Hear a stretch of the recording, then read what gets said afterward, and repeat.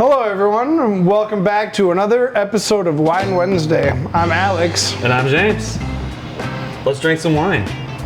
What do we got here? Got a little 2020 Momtazi Vineyard. Oh. And we're tasting in front of our wine rack here at the tasting room.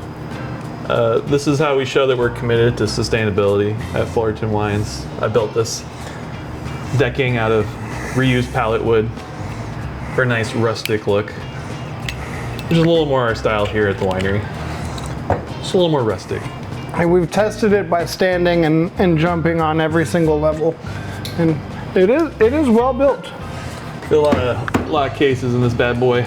We got to do another shout out to our boy Jacob Brink over at Arbitrary Cellars in Corazon. Because he really helped build this thing out. And jump on it. Yeah. Stress testing. Yeah. And the three of us combined, we've got a good amount of weight. Heavier every year, brother. Oh yeah. All right. Well, let's get the wine drinking. This is 2020. So this is the Wildfire vintage. And we picked some stuff before any fires, but smoke filled the Willamette Valley, so we had to go out and sample the vineyards as we normally would do to get measurements on sugar, acidity, flavor, and then we sampled fairly big buckets so that we could do little bucket ferments, because you can't really taste the smoke in the berries. It's once the yeast, you extract the flavors from the skins, and then the yeast free those compounds. They're actually bound to sugars. So we had to quickly ferment as many buckets as we could to evaluate the effect in each site. And there is a fair amount of difference from site to site. So some sites we knew immediately we had to only use for rosé, whereas some sites like Momtazi that are really windy and further away from any smoke, they passed the taste test after the bucket ferment was done, and we decided we could make some delicious red wine out of this.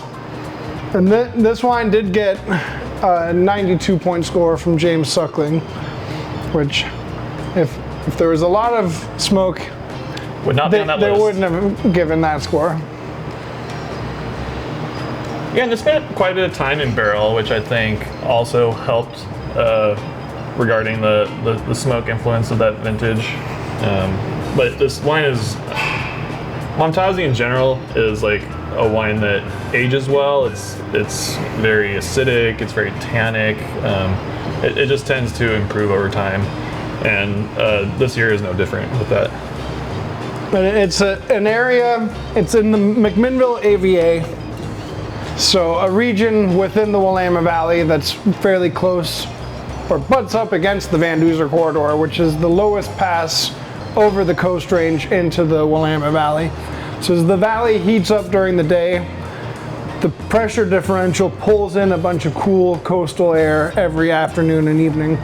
And this site gets hit directly by those winds and very early on. So the grapes can't run away or walk away when temperature changes. So they respond by growing smaller berries with thicker skins. So there's all the cells expand and contrast as the temperatures change. So you get these really thick cell walls with a bunch of color and tannin and other flavor compounds. And you can tell just by looking at it, like this is a very dark wine. And it's still Pinot Noir because I can still read through it, but not nearly as easy as I can read through some of the other vineyards that we work with. And you get that like graphite, like dark berry. It smells like a lot of intensity on the nose. Yeah, there's that particular type of like green quality that this vineyard just produces every year. Mm-hmm. Like very, signature of the site. And green might scare some people away, but I think it's more of, it adds a lot of freshness Yeah. and like an herbal edge to the wine, which in my mind can make this a really good pairing for lamb. This being a 2020 vintage, I mean, I feel like we paid, at least I have paid a lot of attention to like how these wines have changed over the years, just because I think at the time we were like so concerned about the vintage, and to me it's just proven to be not as impactful as I thought it was going to be. Like these wines have really worked their way out of that smoky character. Like there's still an influence there, but I think it integrates well actually. Yeah, and definitely other sites are not like that. So a lot of them that were sitting in smoke for longer or closer to the fires, I think we're happy we only made rosé and white Pinot out of. But this we're very happy that we evaluated and decided we could make a good red wine out of it.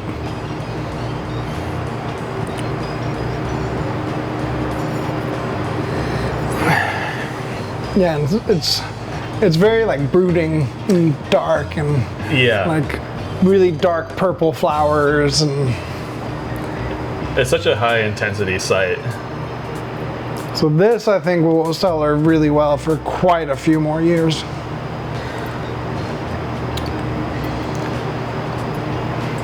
Yeah, this is like the wine to sit in a leather chair in front of the fire. Kind of like the Tenebris in that regard. Yeah, It's a very like, to me it's a very serious wine. and it almost smells like a leather chair. Yeah. And yeah, or a biodynamically farmed vineyard historically has been one of the biggest biodynamic vineyards in Oregon, and really well-known site for good reason. You get a lot of good grapes out of this area, and you have marine sediments in the bottom. As you move up, it's all volcanic, and this is from two of the volcanic blocks within the vineyard. My two favorite blocks in the vineyard are the ones we work with. I know the tie-in for the shelf made of pallets. The winery, how it's like a lot of the materials were sourced from the actual site. It's such a beautiful space. It has all this like rock and wood that they used from the site when they were constructing it. Which is kind of funny Yeah, coincidence. that is awesome. And just, yeah, made out of some beautiful white oak harvested from the property. And then they have this floor made out of repurposed barrel heads, which is really cool looking. Yeah. So if you're in the area, go taste there at Nice Raw. And this wine you can find mostly at our tasting rooms in Corvallis, here where we are, or in Portland. And you can find it a little bit out and about. There's several of our distributors that carry and distribute Momtazi in a few different states, as well as Singapore and Denmark and Sweden. Not sure how many listeners we have in Singapore yet, but if you're out there, search this wine out. Thank you for joining us for another Wine Wednesday.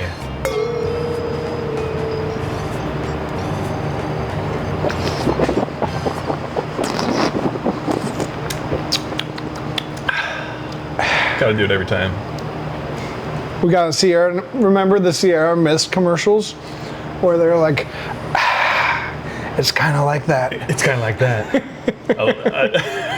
I actually quote that on a regular basis.